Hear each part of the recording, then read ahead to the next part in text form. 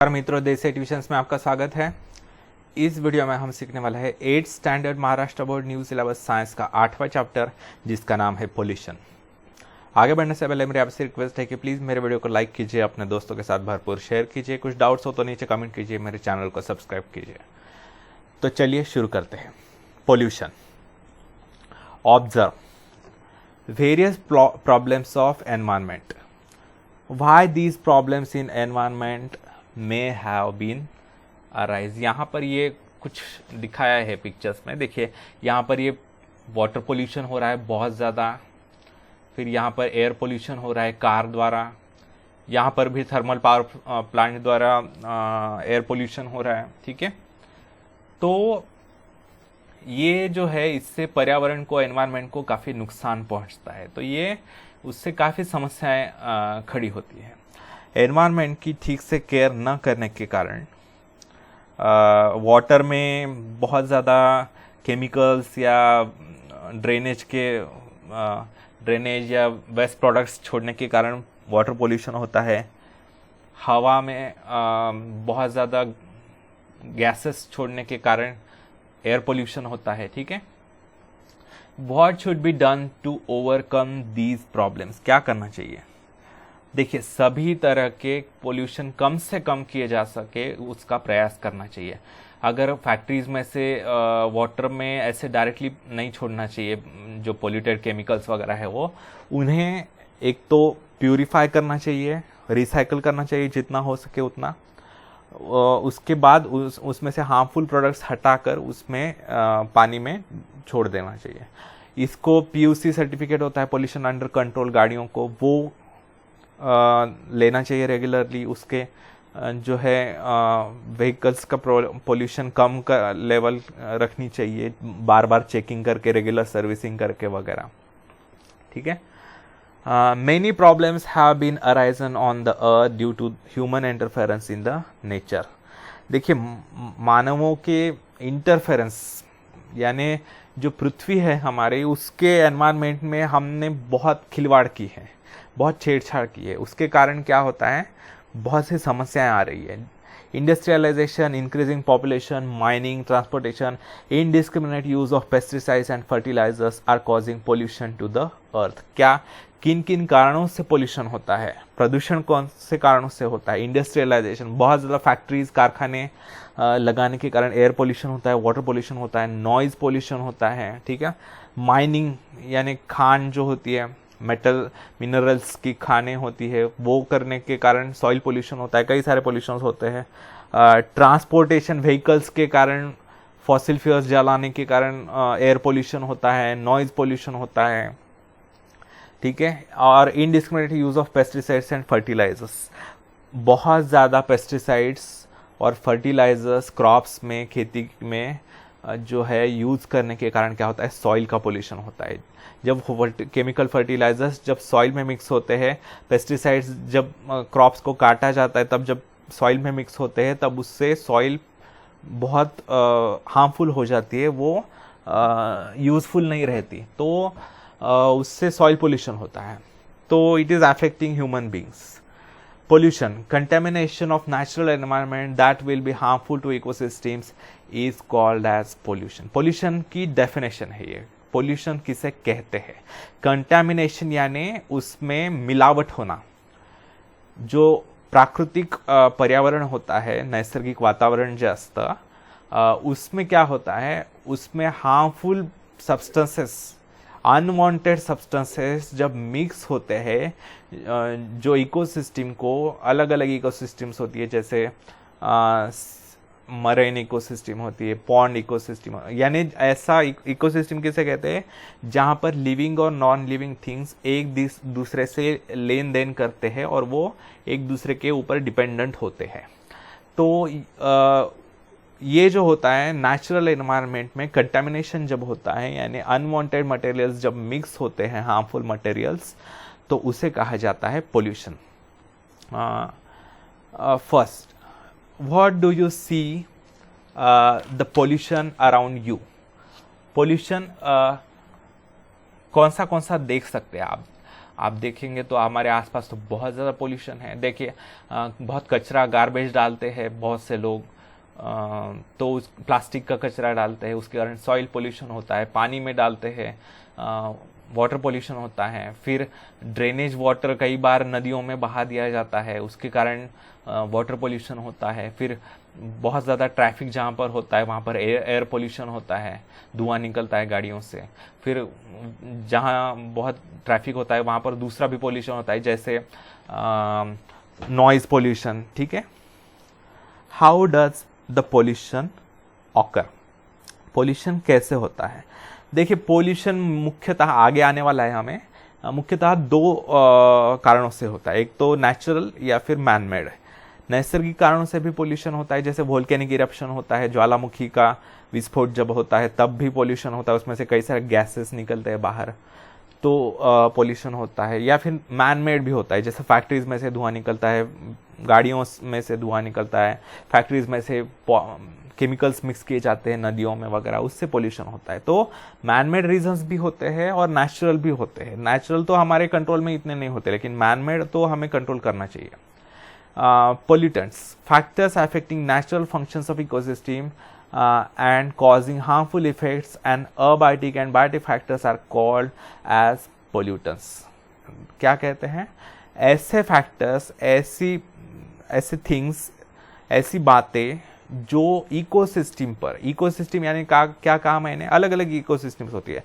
Ecosystem यानी जहां पर बायोटिक और अबायोटिक, बायोटिक यानी क्या, बायोटिक यानी लिविंग वर्ल्ड और अबायोटिक यानी नॉन लिविंग वर्ल्ड।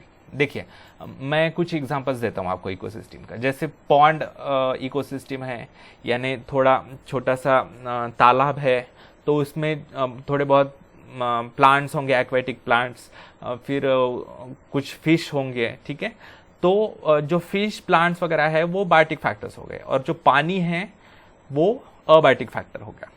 तो वो दोनों को मिलाकर इकोसिस्टम कहते हैं। तो ऐसे फैक्टर्स जो इकोसिस्टम पर, इकोसिस्टम के नेचुरल फंक्शंस पर, उसके नेचुरल फंक्शंस पर इफेक्ट करता है, और अबायोटिक और बायोटिक फैक्टर्स यानी लिविंग और नॉन लिविंग जो वर्ल्ड है, लिविंग और नॉन लिविंग जो थिंग्स है, उन पर हार्मफुल इफेक्ट करता है। हार्मफुल यानी जो बुरा परिणाम होता है, जो उसे कहते हैं हार्मफुल इफेक्ट। तो ऐसे फैक्टर्स को, ऐसे बातों को कहते हैं पोल्यूटेंट्स। सिंपल है, पोल्यूशन करने वाले चीजें उनको कहते हैं pollutants. Pollutants make the environment poisonous and unhealthy. Pollutants के कारण क्या होता है, जो पर्यावरण होता है हमारा वो पॉइजनस होता है, जहरीला, विषैला और अनहेल्दी होता है, स्वास्थ्य के लिए हानिकारक होता है। पोल्यूटेंट्स में बी नेचुरल और मैन मेड, दो तरह के होते हैं, नेचुरल भी होते हैं और मैन मेड भी होते हैं। Natural pollutants are destroyed in due course of time by nature's rule, however man made pollutants are not. Natural pollutants तो हमारे कंट्रोल में नहीं है, और वो इतनी बड़ी मात्रा में पोल्यूशन करते भी नहीं है, वो रेयरली होते हैं, लेकिन और कम मात्रा में होता है। वो नेचर अपने आप को हील कर लेता है, दुरुस्त कर लेता है। लेकिन मैन मेड पोल्यूटेंट्स जो है वो बहुत अनकंट्रोल्ड हो रहा है और हमारे बहुत पृथ्वी को हार्म पहुंचा रहा है। ठीक है, देखिए यहाँ पर पिक्चर है एक, ये मदर अर्थ है हमारी धरती माता। तो देखिए ये क्लीन एनवायरनमेंट में विदाउट पोल्यूशन कितना सुंदर दिखाई दे रहा है, और यहाँ पर देखिए पोल्यूशन ही पोल्यूशन है। तो ये हमारी धरती खतरे में है, संकट में है, तो उसे बचाने की जिम्मेदारी हमारी है। ठीक है, think about it. If natural materials are pollutants, why do we not pursue their adverse effects during their use when such materials are referred as pollutants? देखिए क्या होता है, नेचुरल पोल्यूटेंट्स जो होते हैं एक तो हमारे कंट्रोल में नहीं होते। वोल्केनो का इरप्शन कब होगा वो हमें पता नहीं चलता। जब बहुत बारिश होती है तब बाढ़ आती है, तब यानी सॉइल वाला, मड वाला पानी सारा मिक्स होता जाता है, तो उससे पानी का ये होता है पोल्यूशन। लेकिन ये हमारे कंट्रोल में नहीं है। लेकिन ये जो है नेचर अपने आप को हील कर लेता है, और वो इतना बड़ा नहीं है नुकसानदायक जितना मैन मेड है। तो इसके कारण हम हमें इतना बुरा परिणाम नहीं सहना पड़ता, लेकिन मैनमेड पोल्यूटेंट्स का बहुत बुरा परिणाम सहना पड़ता है क्योंकि वो अनकंट्रोल्ड है। Activity, you yourself survey your residential area and identify the polluted locations. Try to identify the pollutant at each polluted location. देखिए, अगर आपके पास कोई नाला जा रहा है तो उसमें से वाटर पोल्यूशन हो रहा है, बहुत ज़्यादा ड्रेनेज सीवेज वाटर डाला जा रहा है उसमें, आपके पास घर के पास बहुत कचरा डाला हुआ है तो प्लास्टिक बैग्स वगैरह उससे पोल्यूशन होता है, गाड़ियाँ जा रही है तो एयर पोल्यूशन होता है, नॉइज पोल्यूशन होता है, तो ये सारे पोल्यूटेंट्स है। यहाँ पर पोल्यूटेंट्स क्या हो गए, देखिए अगर वाटर पोल्यूशन किया जा रहा है ड्रेनेज द्वारा तो सीवेज वाटर कहते हैं उसे, sewage water is the pollutant. फिर एयर पोल्यूशन किया जा रहा है व्हीकल्स द्वारा तो गैसेस जो है जैसे कार्बन डाइऑक्साइड, कार्बन मोनोऑक्साइड वगैरह ये जो है पोल्यूटेंट्स है। फिर गार्बेज हो रहा है, सॉइल पोल्यूशन किया जा रहा है प्लास्टिक द्वारा वगैरह, तो पोल्यूटेंट कौन हो गया, प्लास्टिक हो गया। तो ये use your brain power. Which types of pollutants are observe, कौन से पद्धति के पोल्यूटेंट्स होते हैं। देखिए बहुत से टाइप्स होते हैं, जैसे सॉलिड होते हैं, लिक्विड होते हैं, गैसेस होते हैं। ऐसे पोल्यूटेंट जैसे प्लास्टिक हो गया सॉलिड पोल्यूटेंट, ठीक है। फिर गैसेस यानी कार्बन डाइऑक्साइड, कार्बन मोनोऑक्साइड ये हो गया, ठीक है। फिर लिक्विड हो गया, केमिकल्स हो गए कई सारे हार्मफुल वो, और दूसरा है डिग्रेडेबल और नॉन डिग्रेडेबल, आगे आने वाला है। Whether the pollutants are degradable और नॉन डिग्रेडेबल, दो तरह के और टाइप्स होते हैं, डिग्रेडेबल और नॉन डिग्रेडेबल। डिग्रेडेबल यानी नेचुरली वो खत्म हो जाते हैं, जब एनवायरनमेंट में होते हैं तब नेचर माइक्रो ऑर्गेनिजम्स वगैरह उनका डिग्रेडेशन कर देते हैं, उनका डिकम्पोजिशन कर देते हैं। जैसे सीवेज कुछ हद तक डिग्रेडेबल है, या फिर dead bodies of animals and plants, वो उनसे गंदगी तो होती है लेकिन वो डिग्रेडेबल है, वो माइक्रो ऑर्गेनिजम्स वगैरह नष्ट कर देते हैं। लेकिन नॉन डिग्रेडेबल भी कुछ होते हैं, जैसे प्लास्टिक हो गया, पेपर हो गया, कांच के टुकड़े वगैरह, ये सब।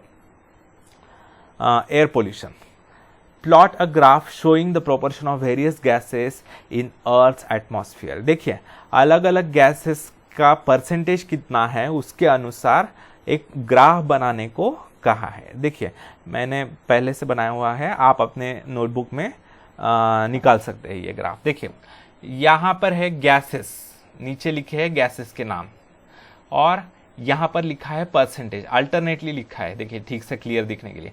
ये जो है 5%, 10%, 15%, 20%, 25 वगैरह अप टू 100, ठीक है। तो देखिए सबसे अधिक मात्रा में हमारे एटमॉस्फेयर में, अर्थ के एटमॉस्फेयर में नाइट्रोजन गैस होता है, ठीक है। नियरली 78.08% जो है वो नाइट्रोजन गैस होता है। उसके बाद सेकेंड रैंकिंग है ऑक्सीजन गैस, वो होता है 20.95%।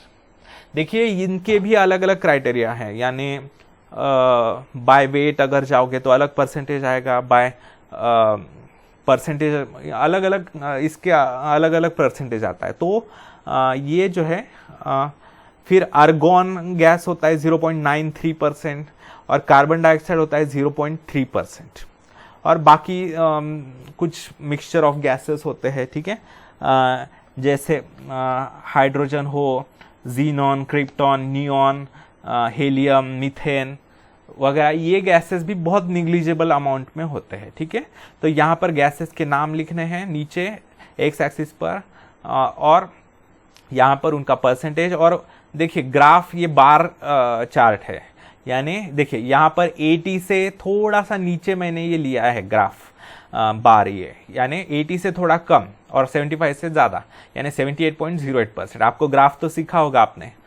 देखिए ऑक्सीजन जो है वो 20.95% है, यानी 20 की ये लाइन है उससे थोड़ा ऊपर, ये 0.93%, ये 0.3%। तो ये 5% के गैप से ये लिया है मैंने। 1 सेंटीमीटर इज इक्वल टू 5%, ठीक है। चलिए आगे बढ़ते हैं। Why is it said that air is homogeneous mixture of different gases? Air is homogeneous of different gases. जैसे कि हमने देखा हमारा जो एटमॉस्फेयर है अर्थ का, एयर में बहुत से गैसेस हैं, नाइट्रोजन है, ऑक्सीजन है, कार्बन डाइऑक्साइड है, आर्गॉन है, नियॉन, हीलियम, नाइट्रोजन ऑक्साइड वगैरह वगैरह। तो ये सारे गैसेस बहुत एक दूसरे के साथ मिलजुल यानी पूरे घुल चुके हैं एक दूसरे में, उन्हें हम डिफरेंशिएट नहीं कर सकते इजीली। तो होमोजीनियस या मिक्सचर यानी क्या, जिन्हें इजीली डिफरेंशिएट नहीं किया जा सकता। क्या आप देख सकते कि नहीं इस रीजन में अगर आप पुणे में जाओगे तो सिर्फ नाइट्रोजन ही है, और औरंगाबाद में जाओगे तो सिर्फ कार्बन डाइऑक्साइड है, ऐसे अलग अलग सेक्शनिंग नहीं हुई है, वो सारे एक दूसरे में मिक्स हुए हैं पूरे तरीके से, तो उसे कहते हैं होमोजीनियस मिक्सचर। उन्हें इजीली डिफरेंशिएट नहीं किया जा सकता। तो कई सारे गैसेस मिक्स हुए हैं, इसके कारण मिक्सचर कहते हैं, और पूरे एक दूसरे के साथ घुले हुए हैं, मिसळलेले आहेत, त्याच्यामुळे काय होतं, that is called homogeneous. Which different hazardous gases are released through fuel combustion? कौन से hazardous यानी हार्मफुल गैसेस छोड़े जाते हैं फ्यूल कंजम्पशन द्वारा? कौन से गैसेस, देखिए कार्बन डाइऑक्साइड छोड़ जाता है, carbon monoxide, sulphur dioxide, nitrogen dioxide वगैरह वगैरह। तो कई सारे ऐसे हार्मफुल गैसेस छोड़े जाते हैं फ्यूल, फॉसिल फ्यूल जो होते हैं, जैसे पेट्रोल हो, डीजल हो, कोल हो वगैरह। Contamination of air by harmful substances like poisonous gases, smoke, particulate matter, microbes etc. is called air pollution. ये है एयर पोल्यूशन की डेफिनेशन, यानी जब एयर में कोई हार्मफुल सब्सटेंसेस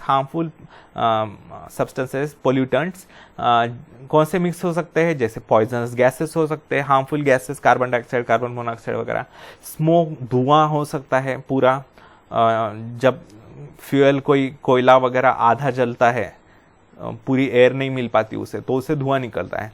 फिर पार्टिकुलेट मैटर यानी डस्ट वगैरह होते हैं, ठीक है, पार्टिकुलेट मैटर यानी जिनके पार्टिकल्स होते हैं माइन्यूट, ऐसे डस्ट के पार्टिकल्स होते हैं वगैरह। फिर माइक्रोब्स यानी माइक्रो ऑर्गेनिजम्स, ये भी होते हैं बहुत बड़ी मात्रा में, तब उससे एयर पोल्यूशन होता है।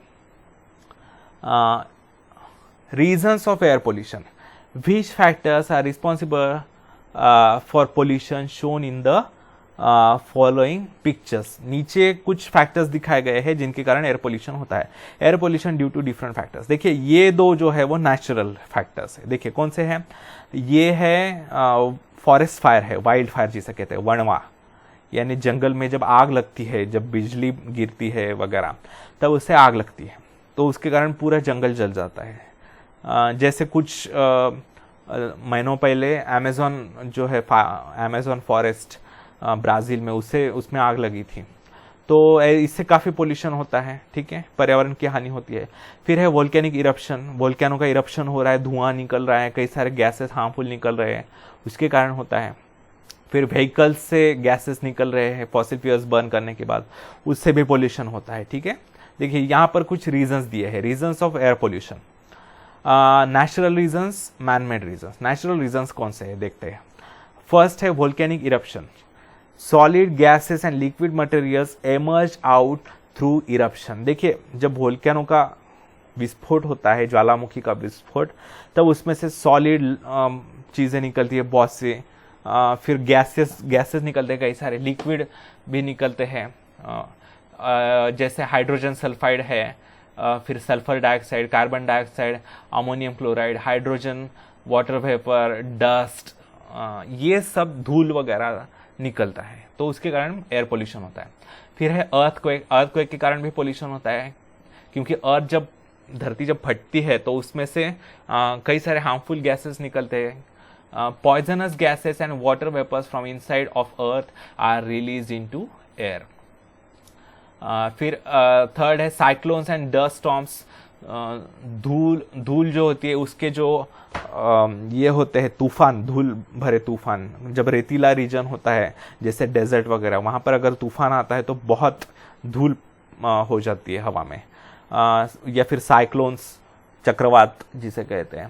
तो इसके कारण dust, soil garbage, pollens, microbes are mixed with air, यानी डस्ट यानी धूल मिक्स हो जाती है हवा में, सॉइल यानी ज़मीन पर जो मिट्टी होती है वो हवा में उड़ जाती है, मिक्स हो जाती है, गार्बेज जो हमने फैलाया हुआ होता है ज़मीन पर, कई सारे प्लास्टिक बैग्स वगैरह वो मिक्स हो जाते हैं, पोलन्स यानी फ्लावर्स में जो पोलन ग्रेन्स होते हैं वो फैल जाते हैं पूरे, माइक्रो ऑर्गेनिजम्स जो होते हैं बीमारी फैलाने वाले वो।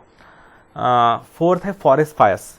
Forest fires release carbon dioxide, sulphur dioxide, hydrogen sulphide, smoke इन एयर। जब वाइल्ड फायर लगती है, वनवा जंगलों में आग जब लगती है तो उससे कार्बन डाइऑक्साइड निकलता है, sulphur dioxide, hydrogen sulphide, smoke, तो ये सारे हार्मफुल गैसेस होते हैं। फिफ्थ है microbes in air. Spores of bacteria, fungi are mixed with air. हमने देखा है फंगी के भी स्पोर्स होते हैं, बैक्टीरिया के भी स्पोर्स होते हैं, तो उनके कारण एलर्जी हो सकती है, कई सारे लोगों को बीमारियां फैल सकती है। तो ऐसे अभी मैन मेड रीजंस कौन से हैं? फर्स्ट है fuel, burning of fuel like coal, timber, LPG, kerosene, diesel, petrol releases carbon dioxide, carbon monoxide, nitrogen oxide, sulphur dioxide, lead compounds etcetera released in air. जब हम फॉसिल फ्यूल्स बर्न करते हैं, कौन से, जैसे कोल हो, कोयला, टिम्बर लकड़ी, एलपीजी यानी गैस हमारा, केरोसिन यानी रॉकेल, डीजल, पेट्रोल,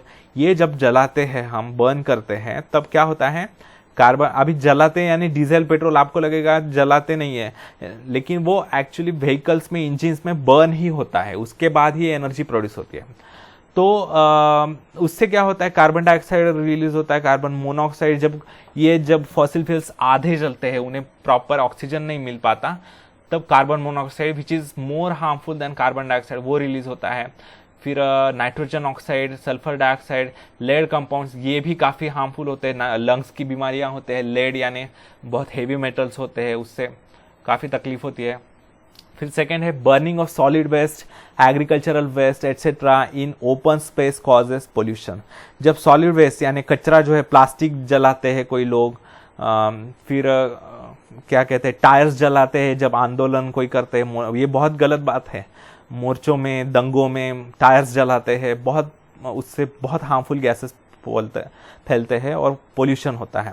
फिर एग्रीकल्चरल वेस्ट यानी क्रॉप काटने के बाद जो बचे हुए होते हैं प्लांट्स के बेसिस, वो जला देते हैं, उससे काफ़ी ये होता है पोल्यूशन। सेकेंड है industrialization, smoke is release in large quantity from various factories, sulphur powder, nitrogen oxide, cotton seed powder in air. देखिए क्या होता है, इंडस्ट्रीज में से, फैक्ट्रीज में से कई सारे धुआं छोड़ा जाता है, बहुत ज़्यादा धुआं, तो उसमें कई सारे गैसेस होते हैं, सल्फर पाउडर होता है, सल्फर काफ़ी हार्मफुल होता है, नाइट्रोजन ऑक्साइड वगैरह।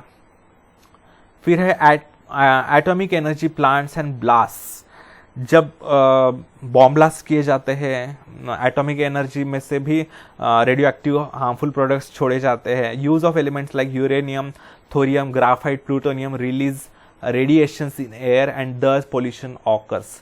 तो रेडियो एक्टिव एलिमेंट्स जब छोड़े जाते हैं अगर एनवायरनमेंट में, तो उससे बहुत बीमारियां फैलती है, कैंसर वगैरह, तो ये काफ़ी हार्मफुल होते हैं। फिर think about it, what are reasons other than above mentioned responsible for air pollution? इनके अलावा कौन से ये है रीजंस जो एयर पोल्यूशन के लिए कारणीभूत होते हैं? बहुत से रीजंस है। देखिए जब वॉर होता है तब कई सारे वेपन्स यूज किए जाते हैं, मिसाइल्स हो या बॉम्ब्स हो वगैरह, उसके कारण पोल्यूशन होता है, ठीक है। ऐसे बहुत से रीजंस है। Whether the vehicles with two-stroke engine cause more pollution than four-stroke engine? देखिए दो तरह के इंजिन्स होते हैं, एक 2 स्ट्रोक और दूसरा 4 स्ट्रोक। तो कौन सा इंजिन ज़्यादा पोल्यूशन करता है, ऐसा पूछा गया है। तो देखिए 2 स्ट्रोक इंजिन ये ज़्यादा पोल्यूशन करते हैं 4 स्ट्रोक इंजिन्स के कंपैरिजन में, ठीक है।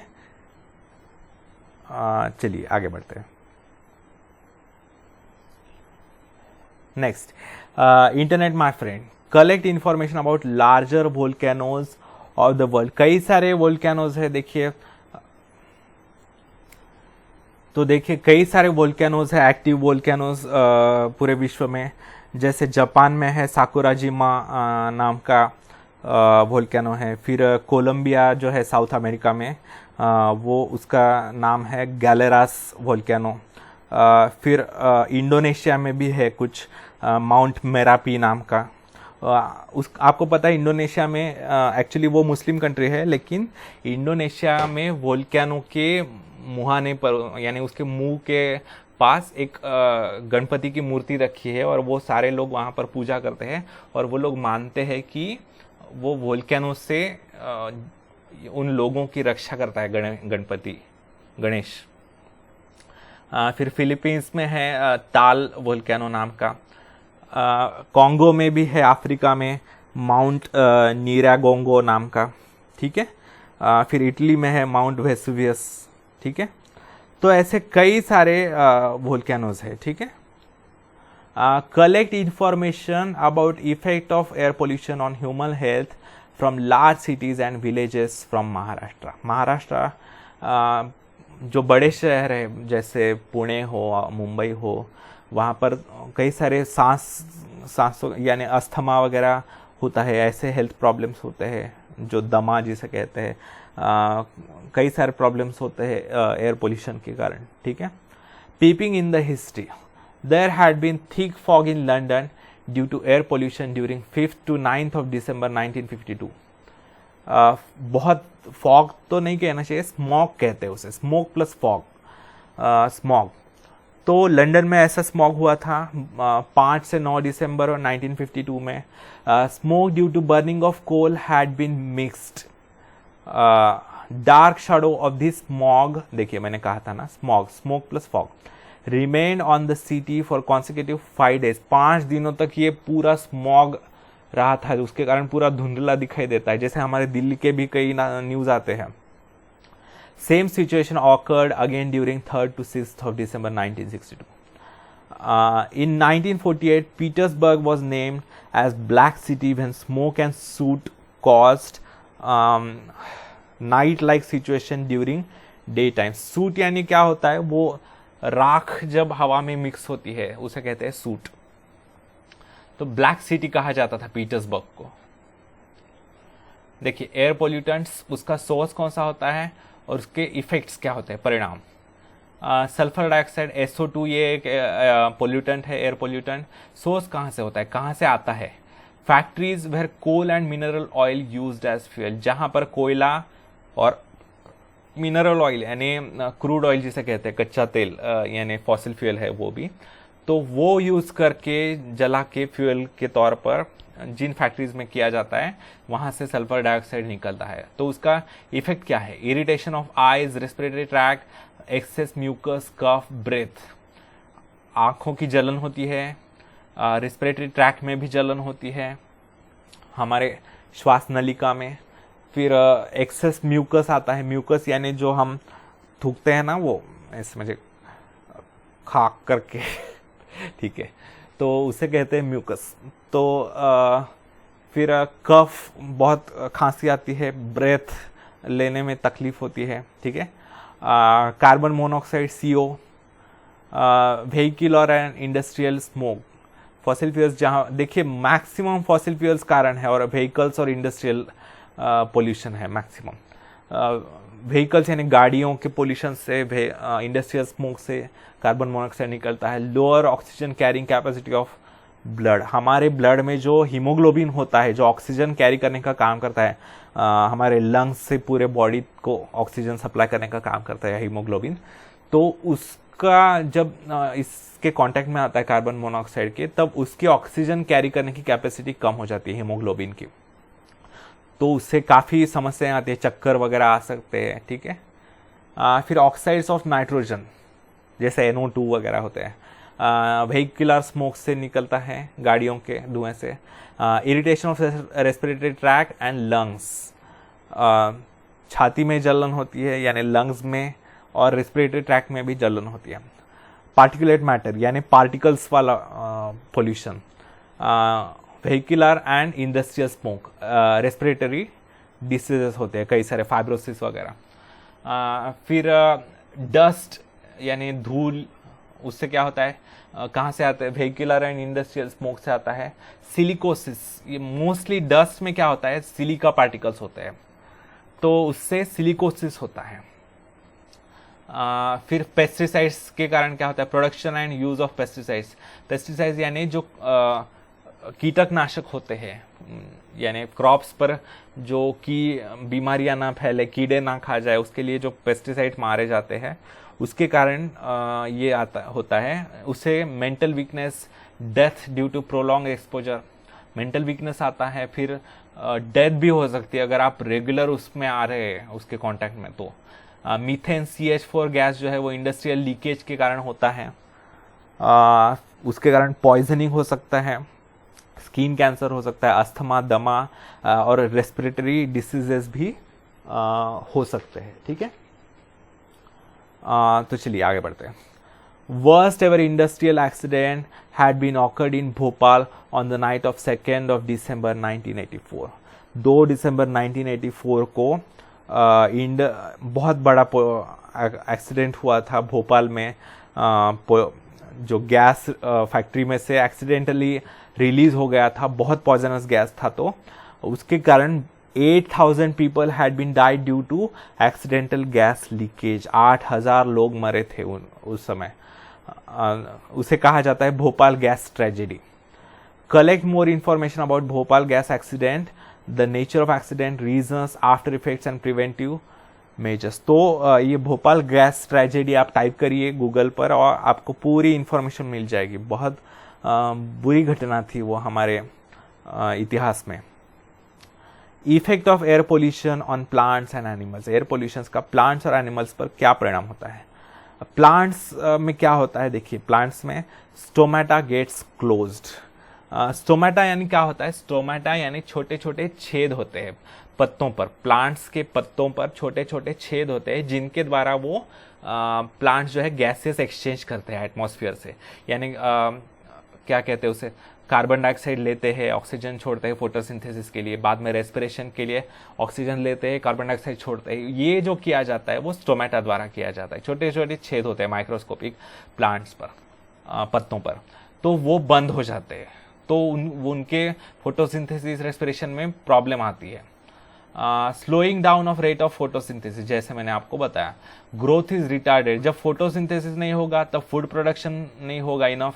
जब फूड प्रोडक्शन नहीं होगा तो ग्रोथ रिटार्ड हो जाएगी, रुक जाएगी ग्रोथ, स्टंटेड ग्रोथ होगी। लीव्स फॉल ऑफ और बिकम येलो। ठीक है, पत्ते झड़ जाते हैं या फिर पीले पड़ जाते हैं। एनिमल्स में क्या होता है, respiration is adversely affected. Respiration में तकलीफ होती है, इतने सारे हमने परिणाम देखे हैं ऊपर। ठीक है, फिर इरिटेशन ऑफ आईज, आंखों की जलन होती है। ठीक है, what is importance of ozone layer, what are reasons for depletion in ozone layer. ये अभी तो पूछे हैं, आगे इनके बारे में डिटेल आने ही वाला है, मैं आपको शॉर्ट में बता देता हूँ। ओजोन लेयर जो है हमारे सोलर रेज जो होते हैं, सन से अर्थ के तरफ जो रेज आते हैं उनमें हार्मफुल अल्ट्रावायलेट रेज होते हैं, तो वो ओजोन लेयर एब्सॉर्ब करता है और बचे हुए रेज हमारे अर्थ सरफेस पर आते हैं। तो अल्ट्रावायलेट रेज जो होते हैं वो हमारे लिविंग ऑर्गेनिजम्स के लिए काफ़ी हार्मफुल होता है। उससे आई कैंसर हो सकता है, स्किन कैंसर हो सकता है, तो उससे ओजोन हमें बचाता है। What are reasons for depletion in ozone layer, लेकिन ये ओजोन का कवच जो है हमारे अर्थ के ऊपर एटमॉस्फेयर में, वो अभी उसमें काफ़ी छेद आ रहे हैं, उसमें होल्स आ रहे हैं, ओजोन होल। क्यों आ रहे हैं, क्योंकि जो कूलेंट्स होते हैं, जैसे रेफ्रिजरेटर में एक गैस यूज़ किया जाता है, एसी या रेफ्रिजरेटर में कूल करने के लिए CFC क्लोरोफ्लोरोकार्बन नाम का गैस यूज़ किया जाता है। वो क्या करता है, जब हम एटमॉस्फेयर में रिलीज करते हैं तो वो ओजोन के साथ रिएक्ट करता है, उसके कारण दूसरे प्रोडक्ट्स बन जाते हैं और ओजोन का मात्रा कम हो जाती है एटमॉस्फेयर में। Effect of air pollution on plants and animals, depletion in ozone layer. Ozone layer जो थिकनेस है उसका कम हो जाता है, थिन हो जाता है। Earlier we have studied that ozone layer is present below the stratosphere at the height of 48 kilometres from earth surface, पृथ्वी से अर्थ सरफेस से 48 किलोमीटर्स ऊपर कई सारे लेयर्स है, स्ट्रेटोस्फीयर वगैरह, तो वहाँ पर 48 kilometres away from the earth surface वहाँ पर ओजोन का लेयर होता है। It protects the living world of the earth from ultraviolet rays UVB radiating from सन।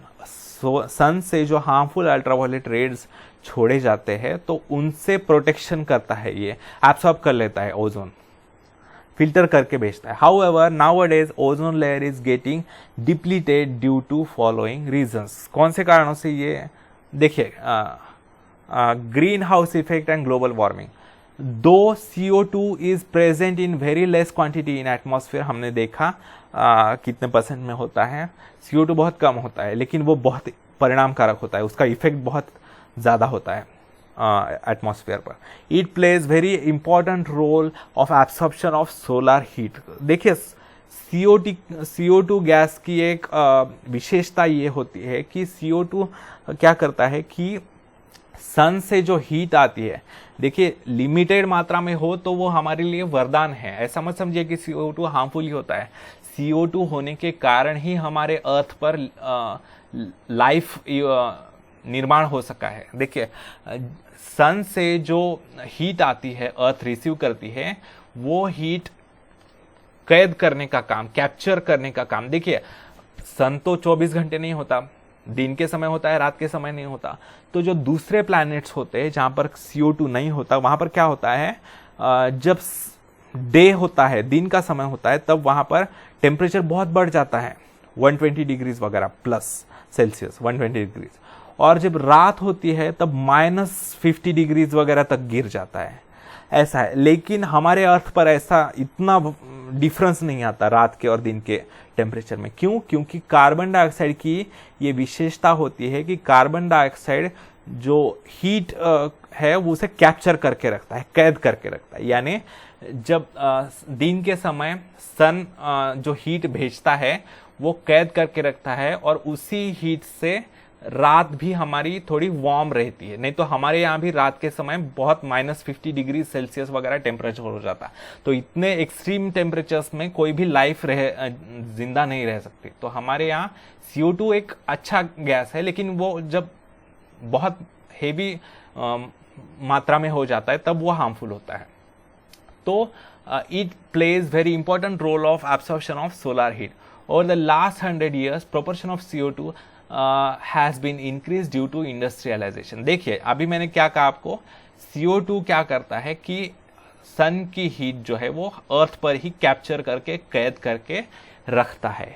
तो जब वो 0.02% जैसे होता है, 0.3%, तब तो हमारे लिए अच्छा वातावरण होता है।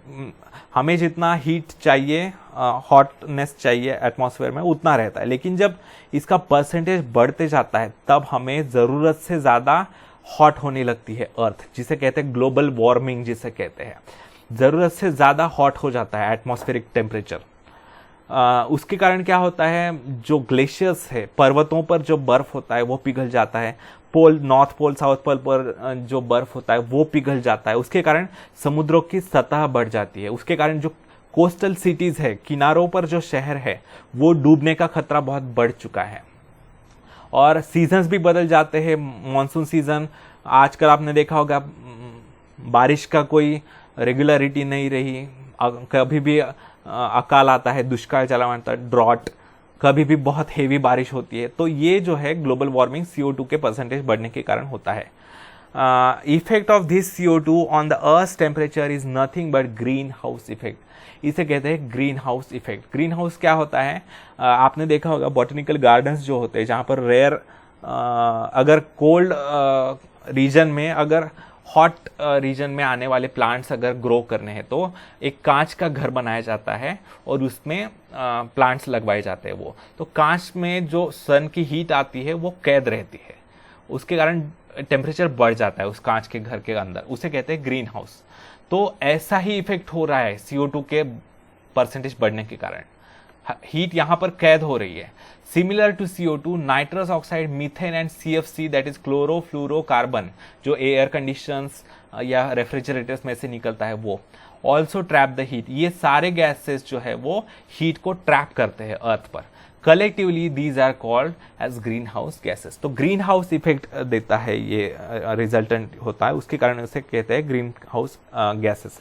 Global temperature is gradually increasing due to green house effect. देखिए ग्रीन हाउस इफेक्ट कैसे होता है, सन से energy emitted by sun is absorbed in atmosphere, हमारे एटमॉस्फेयर में एब्सॉर्ब हो रही है।